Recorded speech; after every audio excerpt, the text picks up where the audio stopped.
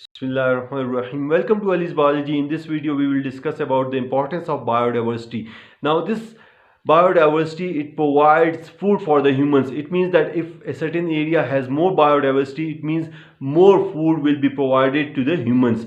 Now, many drugs, they are being obtained directly or indirectly from the biological sources. It means that if a particular area has a greater biodiversity, so definitely it will provide more drugs, more medicines to the human beings for their benefit in order to cure certain diseases.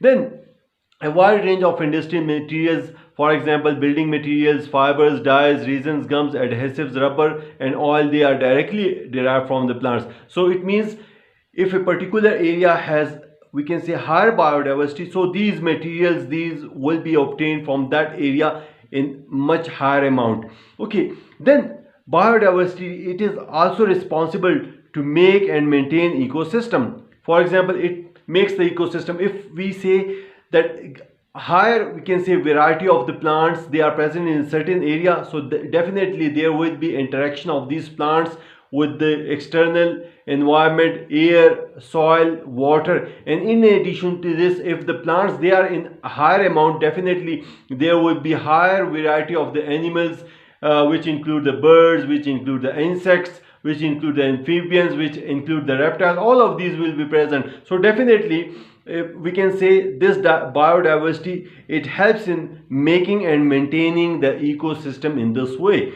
Okay, now this biodiversity, it is also responsible in order to regulate the chemistry of our atmosphere and water supply. How?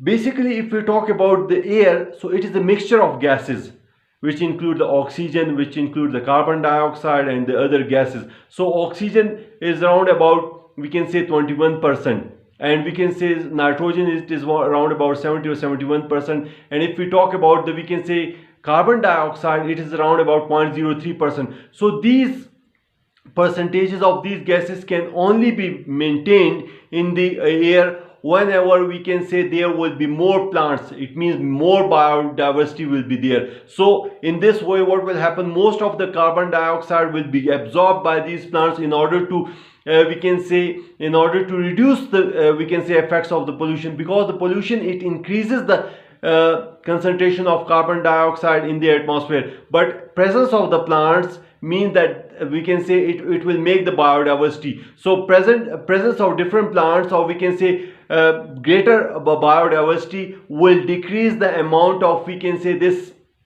carbon dioxide in the atmosphere. So it should be maintained 0.03%. And we can say the plants, whenever they perform the process of photosynthesis, so definitely they will release the oxygen, which will be utilized by the other organisms. So definitely in this way, more other organisms will also be present over there, because oxygen, it is being provided to the other organisms. So that's why it regulates the chemistry of our atmosphere and water supply as well. For example, if a certain area has more plants, means more biodiversity is there, so definitely the plants, they are responsible for more cloud formation, and which results in the, we can say, rainfall. How? That whenever the plants, they lose water, which is called as transpiration, so those water molecules, when they go up in the upper atmosphere, so they condense and they will make the clouds, and those clouds, they will result in the rainfall. Okay, in addition to this, we can say this biodiversity, it is responsible to recycle the nutrients and provide fertile soils. How?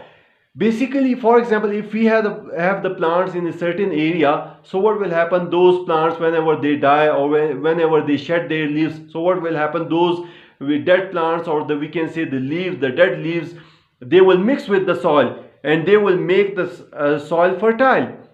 In addition to this, recycle the nutrients. So whenever, we can say, those plants, or we can say the animals which are present in a certain area, when they die, or we can say their excretory products, so when they mix with the soil, in this way, whatever they have taken from the soil, so that will be get released again into the soil. In this way, the nutrients, they recycle between the living organism and that of the soil and the other environment.